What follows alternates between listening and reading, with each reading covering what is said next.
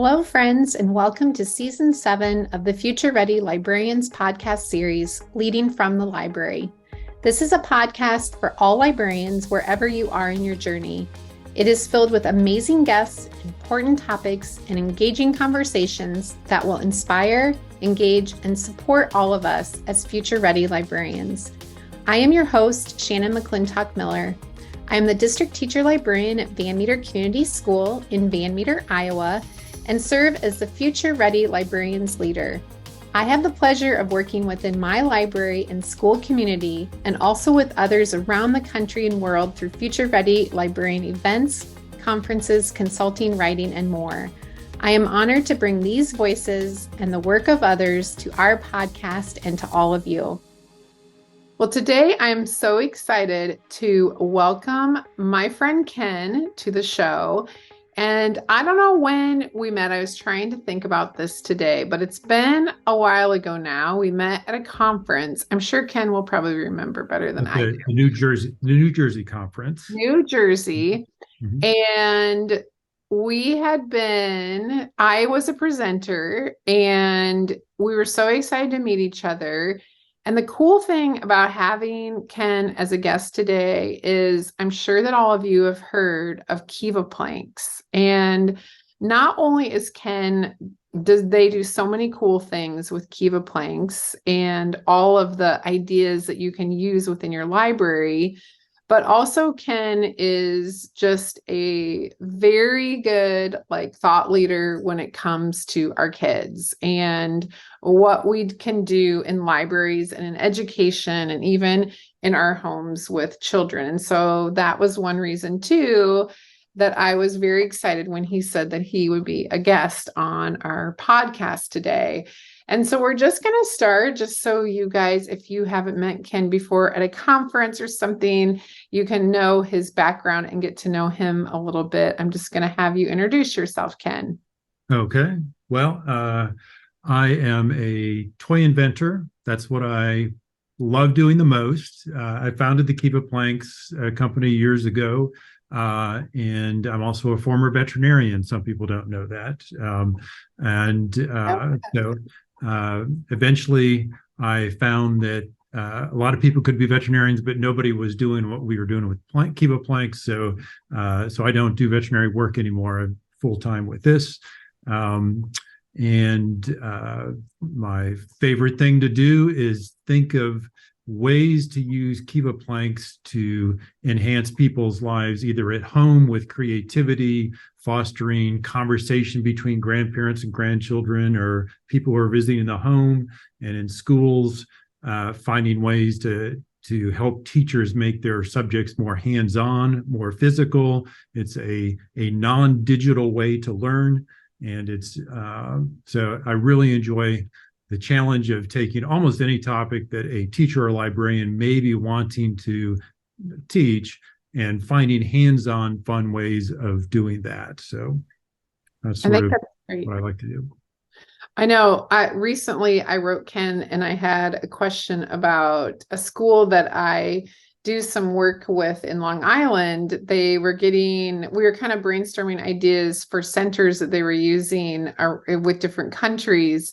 And just the response of the ideas that you had on how to include, buildings or history or, anything we can to make that learning come to life through innovation and creativity, I think is what we all want to do, right? It's the goal that we have as librarians and educators, and it should be, because these things that we watch being put into, I was just at AASL last week and so saw, some cool makerspace and STEM things, and, seeing how people are using them, I think is just such an opportunity for us now as librarians. And that's why I appreciate everything that you've done. Well, thank you. So that's another thing that when I asked Ken what he wanted to speak about today, he had a lot of ideas, but the idea that I find that he landed on is just going to be so interesting to hear what our conversation will be, is the loneliness epidemic, and how our role as librarians, that we have this unique opportunity to help children find friends. And so I can't wait to hear your thoughts and your work around this, Ken. I think that it will be something that will be valuable, whatever age we work with our kids in our libraries. Well, it's been interesting just reading and hearing more about the loneliness epidemic. It seems to be coming up more and more, and it was interesting. And then it seems to ring true also within what I'm observing with friends, children, relatives, where I seem to be coming across a lot of people in they're saying the loneliest generation is Gen Z, ages about 11 to 26. But those lonely people were in your libraries just a little while ago, and either learning to make friends or not learning to do that, or not being successful at that. And so anyway, the epidemic rings true to me for what I've seen, and then thinking through the unique environment that school libraries have, that you have some things that are really tailor-made to help children learn how to make friends and successfully do that, because people kind of assume that you throw a bunch of people together and they're going to find each other and make friends. And for some personality types and some people that happens, but there's a lot of people that never figure that out, depending on their personality. Making friends can be a very scary thing, because you face rejection if you reach out and the other person doesn't respond. So. Well, and I think for like listeners, if they have never heard of the loneliness epidemic, maybe just give like a little bit of background too. I find it so interesting that that's the age, because I know a lot of kids too, like, young adults, where I can see that as well. And just how they have fostered like friendships or not friendships, and maybe just give a little bit of background for people who want to know more about that. Well, a lot of the research, they often sound surprised that it wasn't older people. You often think of older people being isolated and nobody coming to visit them, but then it turned out that Gen Z was actually more lonely than they are. And Gen Z has all the electronics and all the social media connections, but they don't have real human friends within that. And so that's one of the things that is being reported. And for younger children, they are growing up in homes that are more likely to be single parent homes, fewer children in the family. They go home and they're more likely to be on electronics than going out and playing with neighborhood kids for whatever reason. Either they don't want to, or their parents don't feel it's safe, or whatever that is. So there's a lot of pressures in society that are pushing people to isolation as well. And then during COVID, it all got magnified. So everybody was suffering that, every age. And so I think some of this is carryover from COVID, where it might have been hovering in the background, and then COVID just made it so oppressively evident that people are so lonely. And some people, I think, have not pulled out of it. And some young children who are always at a formative age for sort of the opportunity where they're learning to have social skills and things. And there's a whole generation of children who were very isolated when they could have been learning how to talk and interact with other children. And they're going to be moving right up through the system. And it's not automatically instinctive for how to develop relationships and make friends, but it's a skill that can be taught and fostered. And adults are in the unique position, a librarian, you're the person in authority, so you can decide what sort of activities are happening in the library. What do you want them to do? What's the prompt?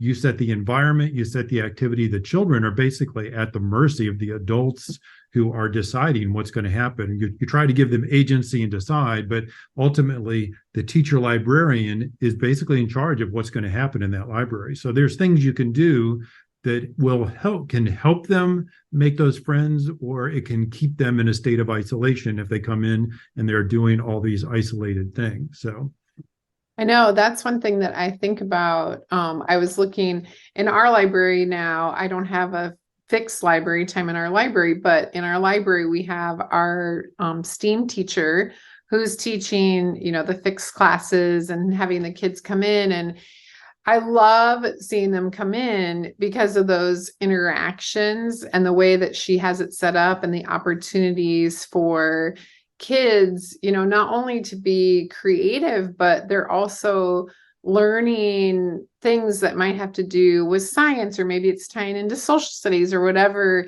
that might be. But the big thing is that collaboration and how they're creating together. I think she's done a great job. I'm proud of her because that's something that we can all capture through activities that we do in the library. Yeah, and what you said, collaboration, that's the key.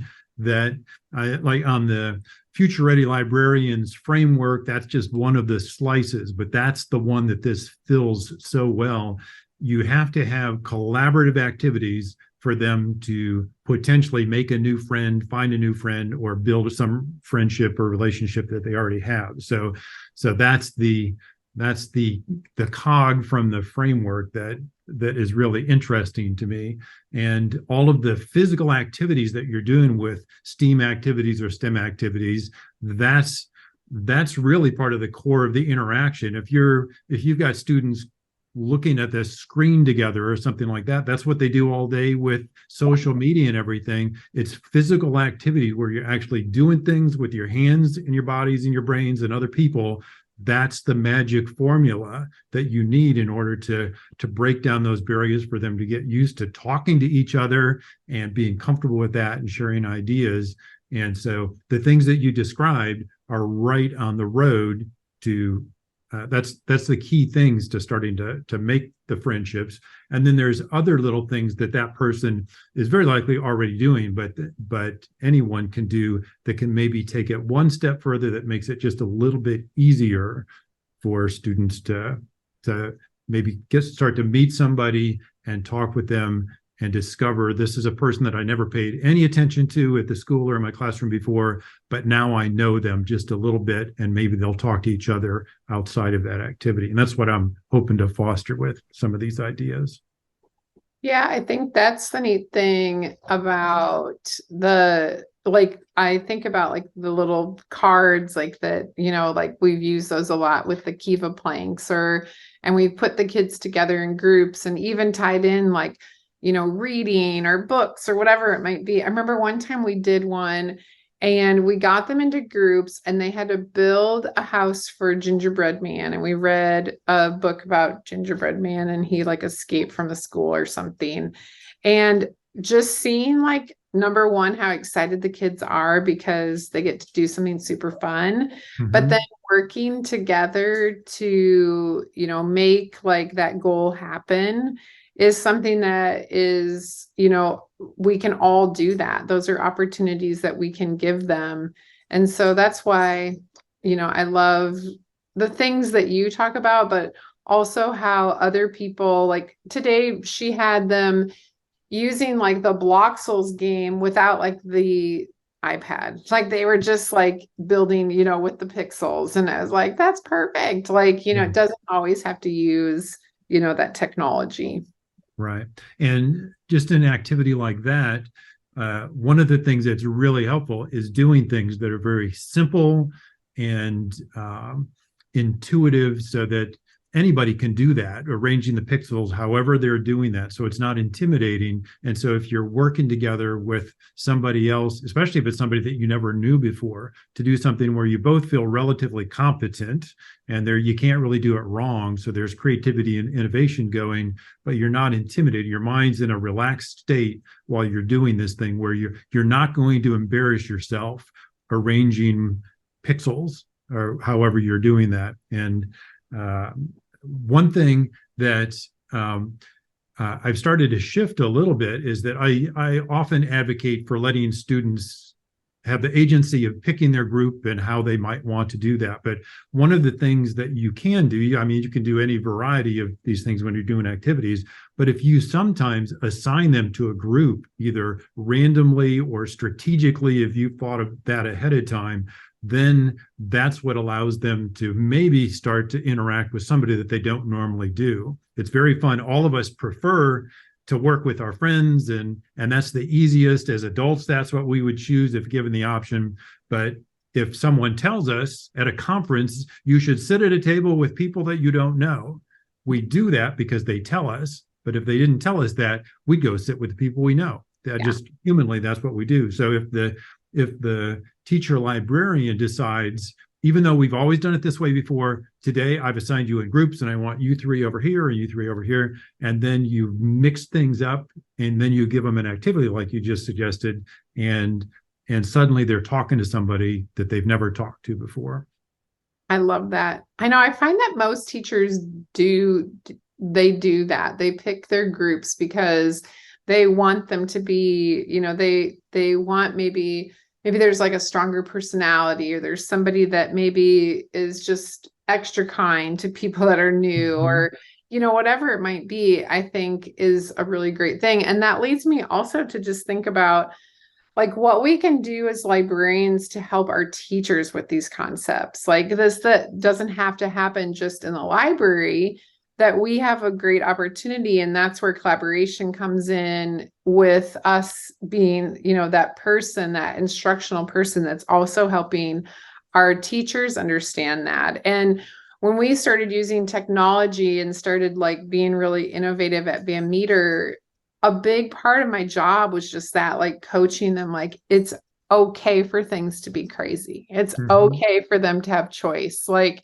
these are good things for our kids and skills that are going to help them, when they graduate from high school. And so that's been another thing that I think has been just so fun as a librarian, is just helping our teachers in the classroom too.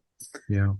And a lot of libraries now have KEVA Planks where they've gotten them to become more interactive. And if you can either allow teachers to see how you're using them with some of the open-ended prompts, like you were doing with building a house for a story and things like that.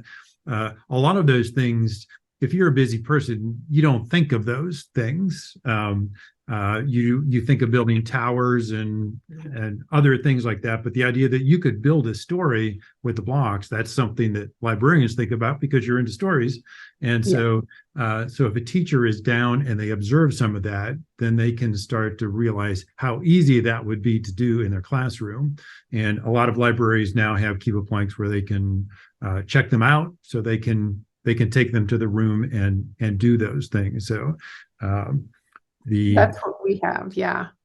And it's something, one of the nice things about those activities is they're based on open-ended prompts, like build anything that represents a story that you just read. And that's all you need to do. So contrary to technology, where there's things to learn and a lot of teachers are intimidated by that, this is something where you have to say all you need to say is build something that represents a story that you just made. That's all you need to do, and everything else is open-ended for them to do. And so it's very easy to do, but very powerful for the students to respond to. And then they get to build it and talk about the process of building, or explain how this relates to the story, whatever that is. But it's very easy to transfer some of those things that in your library to the teachers without a lot of training. I think it's neat too to think about, like I think about these activities and what I've seen with, different things that we're getting them, excited, and they're being creative and they're collaborating. And then you think about how much more like their minds are open to learning, and these bridges that are being created in the next experience that they do. And all kids need are a few opportunities like this to know that there's more, coming. Like when I go into the classrooms now, and everybody will say like, you have the best job in the building because you get to do the fun things. Right. I'm like, And it's not just about the fun things, it's about these skills that we're giving the kids and these opportunities and the teachers, opening their minds to what learning can look like. And I think that is one of the things I love about librarians is that I think for the lifelong learners, for some of the most critical skills for happiness in life as they become adults and move through life, it's coming from the librarians from the libraries where they're not graded by these things. That's where they have the freedom to be innovative, to make a mistake without getting a bad grade, to learn how to make a friend, to be creative, to learn how fun it is to be creative and why they should keep being creative even when they grow up. All of these things are really the core of what is really makes life enjoyable to live. We want them to have a job and have a skill and a vocation, but these are the things that you wake up in the morning excited because you're going to do that. Hopefully they'll be excited about their career as well. But the things that I just mentioned, those are things that make the library such an oasis to go to, because everywhere else there's pressure, and in the library there's not. There's just a friendly librarian hoping you'll come and visit. I love that. I know. And that's why we're just so lucky to have libraries and librarians and tools like what you have created that I think help. It doesn't matter if you think you're like super creative or not. I always try to tell people, I'm like, number one, everybody has creative like things that they do.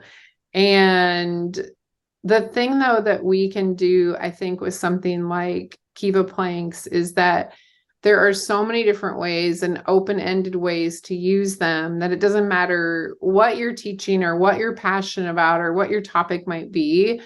If you give it to kids and even just ask kids what they want to do, like everybody can be successful.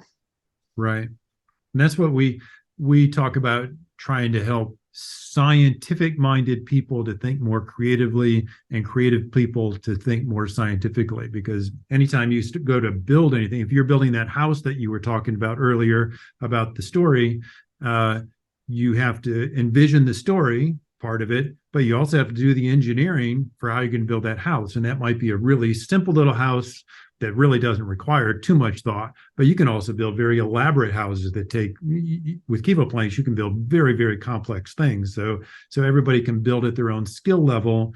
And so you can have some very high level engineering going on, or you can just be designing a leaf for autumn season or whatever. And so both sides of the brain are important. And whatever you're going into, whether you're going to become an engineer or a writer or whatever that is, the process of thinking creatively and taking ideas that you have in your mind and making them happen, that's part of what we're trying to make second nature to them, just as they're thinking of ideas and then making them happen with KEVA Planks. I love that. I remember the first time I saw KEVA Planks and I was like, what a genius idea. Like, because who doesn't like to build? Like, but it's pretty cool. I know. And if people haven't seen KEVA Planks before, I also want you to mention like just where people can find it, and just like, if there's a site they can go to or some of those things too, if people have never, or maybe they have KEVA Planks. Like I have found too, like I go into libraries and they might have gotten them from like maybe passed down or they came across them. And then I always talk about like all the ways you can use it. And they're like, oh my gosh, I never thought about that. And so I want you to mention that too. Sure. So KEVAPlanks.com, that's our main website, and that's a conduit to a lot of our resources. If you go to our YouTube channel for KEVA Planks, we have a lot of tutorials on there. Some people will just play that tutorial and then everybody sees the lesson on how to build a bridge or a particular thing. It gives them ideas, and then that's a springboard to other things. So there's a lot of things on YouTube, and Instagram shows is very good because it's so visual. You can just scan that and it's beautifully done. You can see lots of ideas, and a lot of teachers share on Twitter or X for ideas. So you can see not only lesson ideas that we have created, but you can see a lot of things that other teachers are doing as well. And I have heard that the last conference we were at, that was one of our main takeaways, that a lot of people have KEVA Planks, but they have missed the fact that we have so many different resources that make it so you don't have to create the wheel. We've been doing this for 20 years. And every time I go to a conference and then somebody comes up and tells me, let me tell you what I've been doing. And then I say, that's a great idea. I'm going to add that to our library of things to do. So there are just so many things you can do. And so lean on us. And if you can't find what you're looking for, send me an email, just like you sent me a few weeks ago. I love getting those and directing people to things we already have. And if we don't already have it, then that's what gets me charged up, is thinking, I wonder how you could teach that with KEVA Planks. So I encourage people to check those things out, and don't work harder than you need to. I mean, I love it when you think of new things to do with them, but we've done most of the work for you, and we try to make it as easy as possible. Oh, let me show you something here. This is one thing. This is our challenges. I guess it shows up backwards on there, but it's open-ended prompts. And this one card, this is enough to keep you busy for your entire teaching career, because each one of these you can alter, you can change. If we're talking about making a leaf, you can make a pumpkin, you can make Easter eggs, all these different varieties. You can do them with 20 planks, so you can do them with 2,000 planks. So there's so many different varieties of things that with this one set of prompts, that's really all you need to have. So you don't, even though we have lesson plans, the beauty of what we promote mostly is open-ended challenges. So you don't have to prepare a lot of things and thinking. You just have to decide, today we're going to make a jack-o'-lantern on the table and put a face on it, or whatever that is. And so this one of the most useful things. And if you get your sets from us, it comes with every set. So, and if you already have KEVA Planks, you can get those separately from us as well. So that's just one of the resources. And like I said, we try to make it as easy as possible. You guys do a great job. Well, thank you. And just to wrap up our conversation, I thought it was really interesting when I read this. I haven't even told you this yet, but there's something called a district-wide KEVA non-competition next week in Virginia. And I'm going to be in Virginia next week, believe it or not, for VitaLearn. Wow. And so that really caught my eye. I was like, what is that? Well, it's in Henrico County, which is near Richmond. And this is a school district this is being driven by a principal who loves and understands KEVA Planks. But the concept was to bring the entire district together on an evening from like 5 to 7. So it's a district-wide event. People get bussed in from it. And they've given prompts ahead of time that so they form teams of 4 to 5 people and kids. And then they have an adult coach in general that just kind of organizes things. And they tell them, the prompt may be this, or it might be that. It might be make an animal either real or imagined, or it could be so they don't know for sure what the prompt is going to be. And then when they arrive, they'll tell them this is the prompt. And then they have a half hour and 1,000 KEVA Planks to build whatever they want. And we call it a non-competition because we loosely evaluate them, but it does not feel competitive in any way. The whole idea is the innovation and the creativity.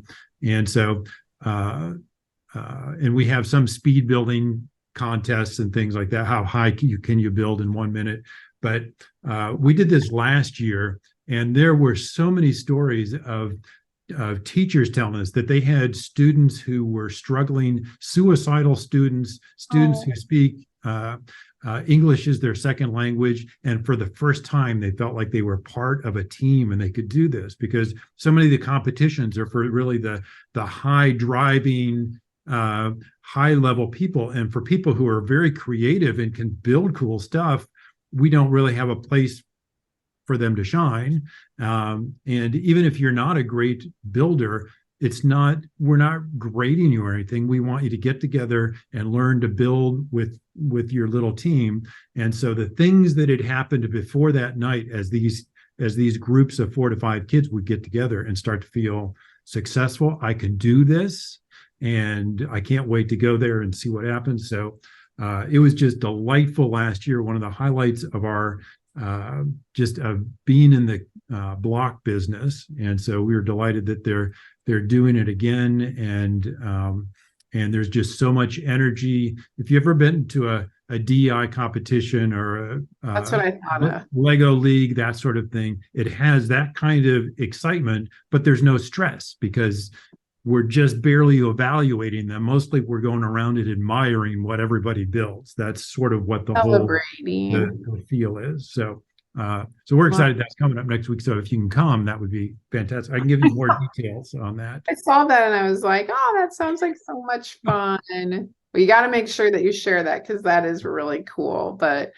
I love everything that you do, my friend. And every time I talk, you share another idea that it's, just so exciting. And I want to go back and do it in my library. So I know that the people who are listening are going to be inspired by this too. So I'm really grateful that you joined me today.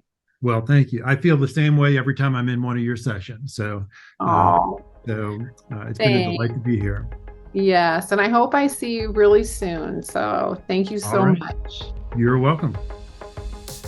As always, thank you to all of our listeners for joining us for this episode of the Future Ready Librarian podcast series, Leading from the Library.